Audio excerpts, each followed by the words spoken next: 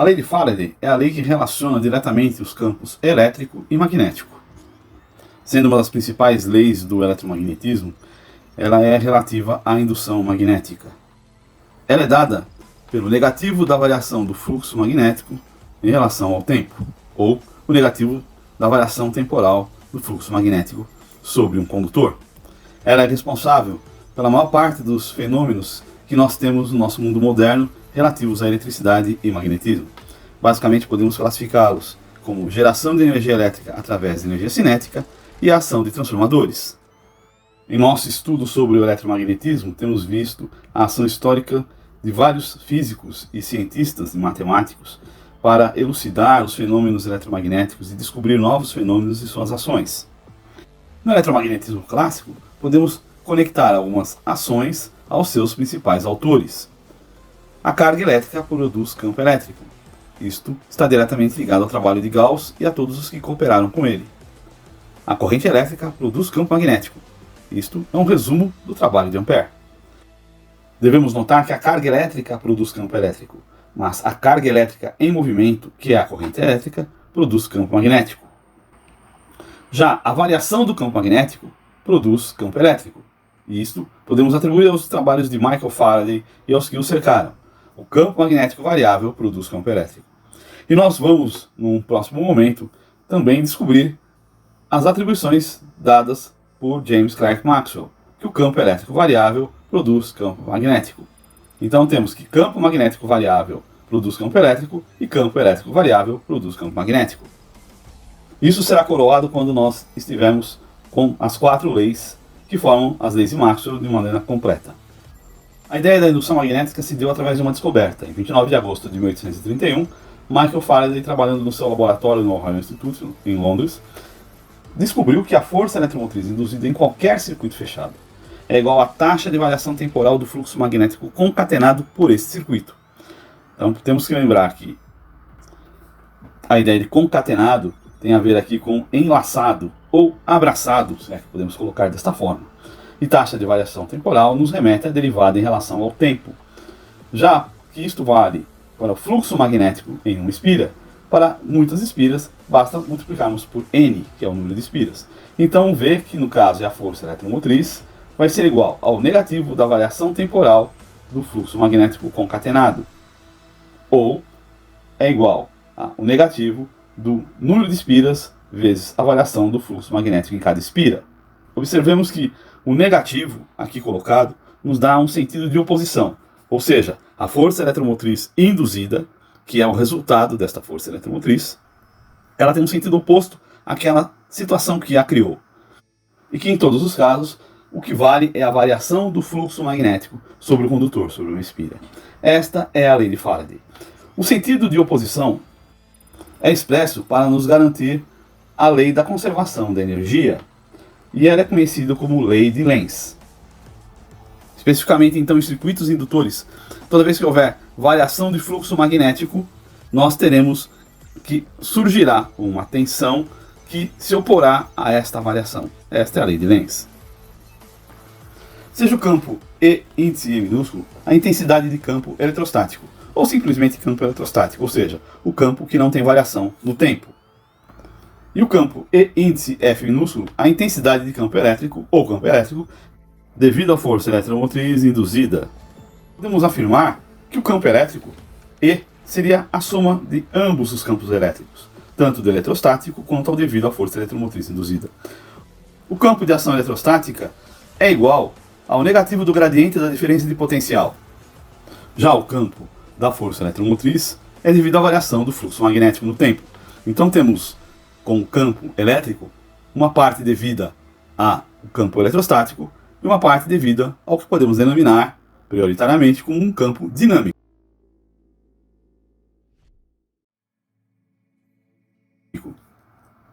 Seja um circuito simples como uma bateria, em que nós vamos colocar dois índices, P e N, positivo e negativo, para identificá-la, que está conectado a um resistor. Ao conectar essa bateria, vai fluir uma corrente sobre este resistor. A ação eletroquímica da bateria resulta em um campo E índice F, produzido por uma força eletromotriz. Há também no circuito, devido ao acúmulo de cargas nos terminais da bateria, um campo eletrostático. ou seja, devido ao negativo do gradiente da diferença de potencial.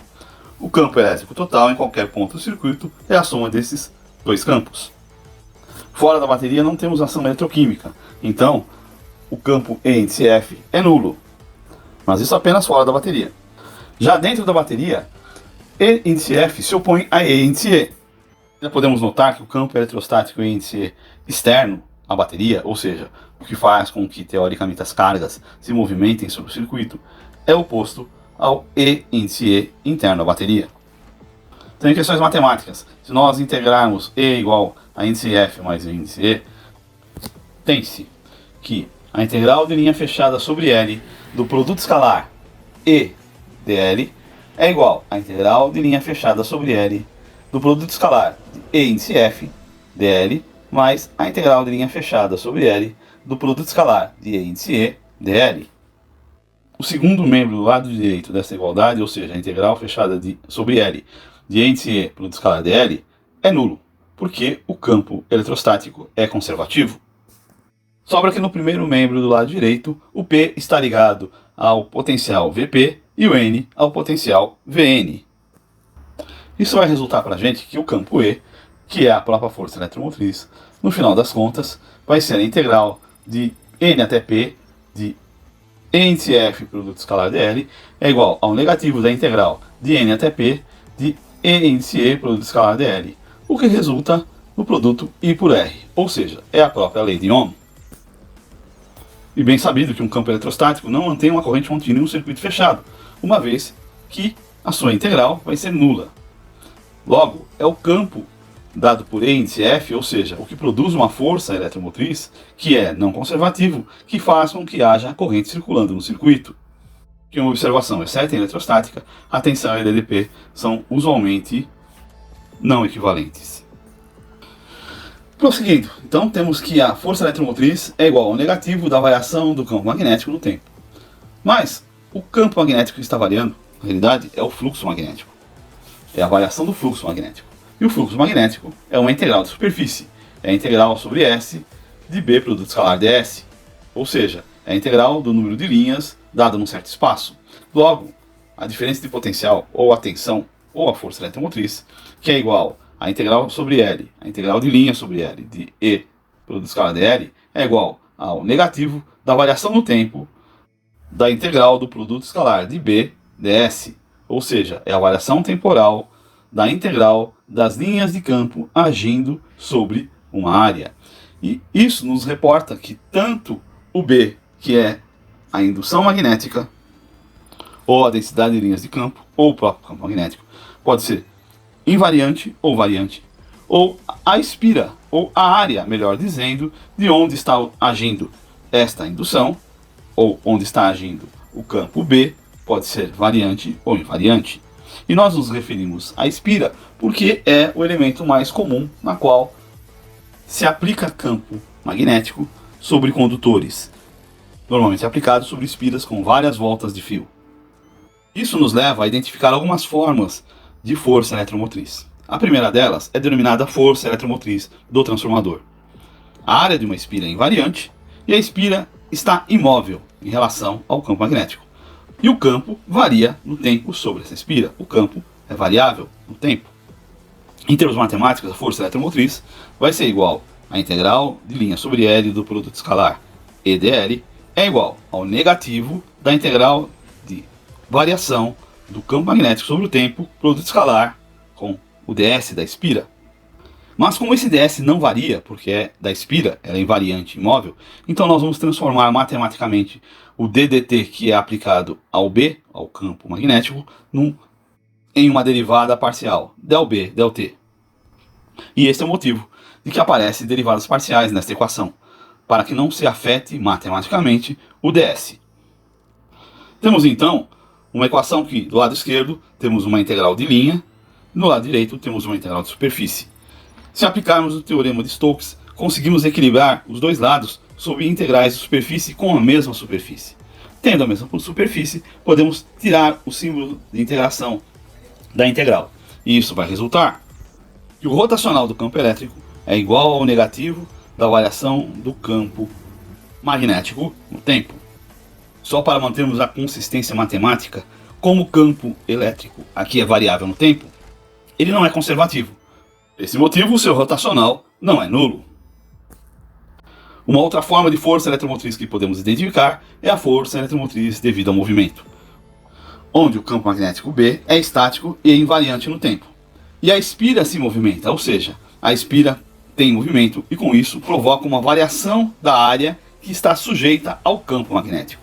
Isso então nos resulta numa força magnética. Lembrando que a força magnética é igual a Q vezes o produto vetorial da velocidade pelo campo magnético, ou Fm é igual a Q V produto vetorial B. Agora, se pegarmos essa força magnética e dividirmos por Q, nós vamos ter um campo elétrico, ou uma intensidade de campo elétrico. Vamos aproveitar dessa ideia para definir um campo elétrico de movimento, ou um E índice move. E índice move, ou o campo elétrico índice move, vai ser igual a força magnética sobre Q, que vai ser resultado do produto vetorial entre V, a velocidade da espira, e B, que é o campo magnético estático invariante.